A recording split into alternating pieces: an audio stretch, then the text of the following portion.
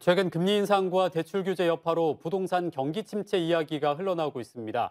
광주의 부동산 시장은 어떤지 박동주 부동산 컨설턴트와 함께 짚어보겠습니다. 안녕하십니까? 네, 안녕하십니까. 네. 먼저 올해 광주 지역 대단지 신규 아파트 입주 물량이 많다고 하던데 이게 얼마나 되는 건가요? 올해 입주하는 대장급 대단지 4개의 세대수를 합치면요. 임대 아파트를 제외하고 7,443세대 정도 됩니다. 올해 물량의 60% 정도를 차지하는 엄청난 물량입니다. 단지별로 보시면요. 2월 달에 입주를 한 북구 중흥동의 아파트는요. 1,556세대, 그리고 7월에 입주를 시작한 서구 염주동 아파트는요.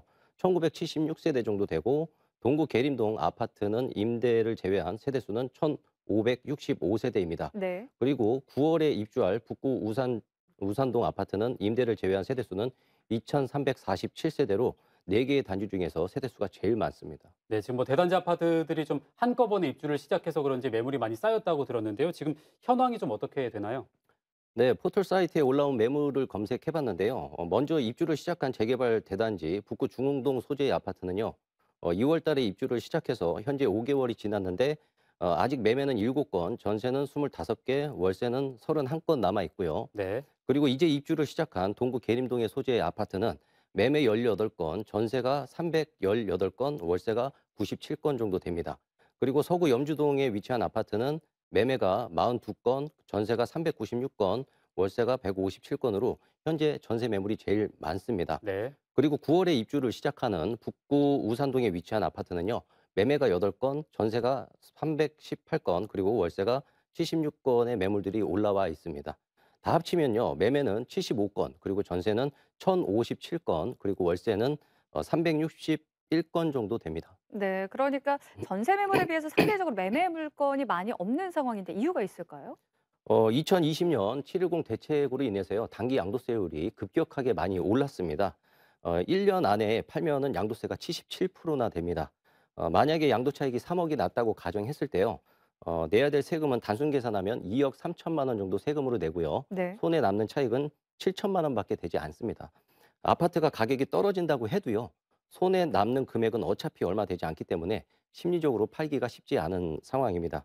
그리고 소량으로 나온 매물량 또한 일반 분양으로 받은 매물보다는 기존에 조합원분들이 가지고 있었던 입주권의 매물들이 더 많은 상황입니다. 그러니까 1년 안에 되팔면 이게 양도세가 77%가 부과가 되는 건데 그럼 이 양도세가 너무 좀 과도해서 팔고 싶은데도 못 파는 분들도 있을 것 같은데 어떻습니까? 네, 과도한 양도세 때문에 방금 말씀드렸던 것처럼 매도 물량이 많이 안 나오고 있습니다. 부동산 시장 가격 등락에 영향을 미치는 요인들은 굉장히 많지만요.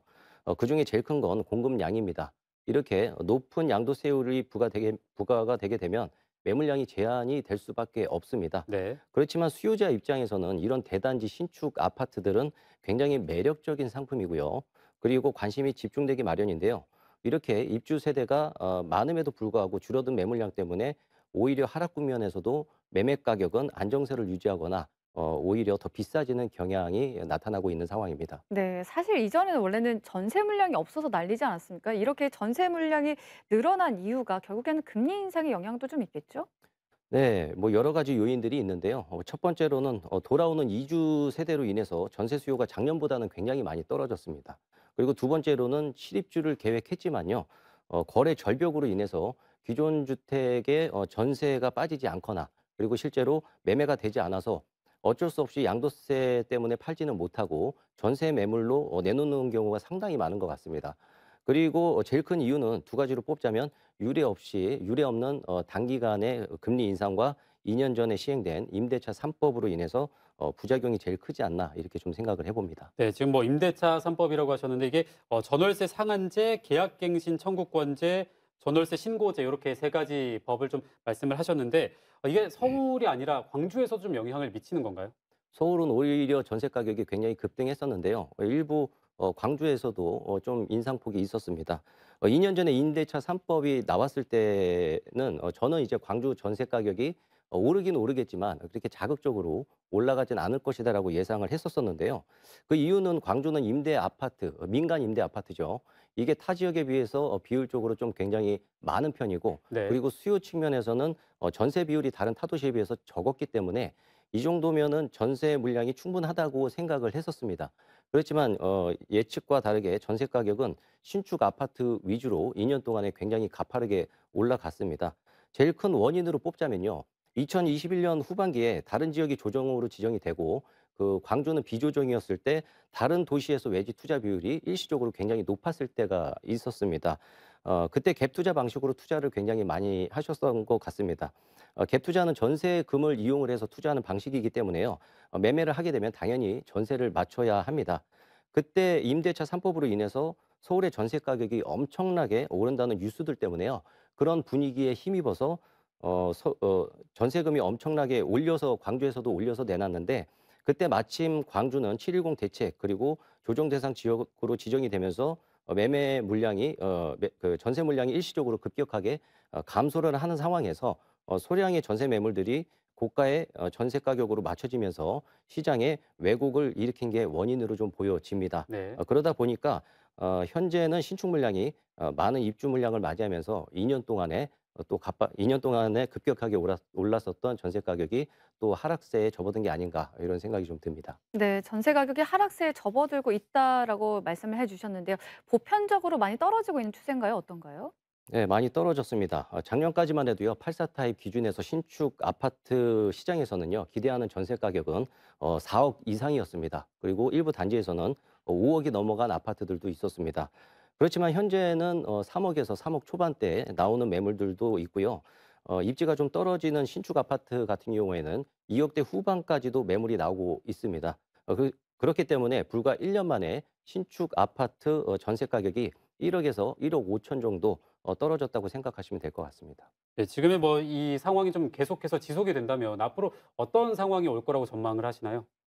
이런 상황이 앞으로 계속된다면요. 당연히 소량이지만 매매도 급매물이 속속 등장할 것 같습니다.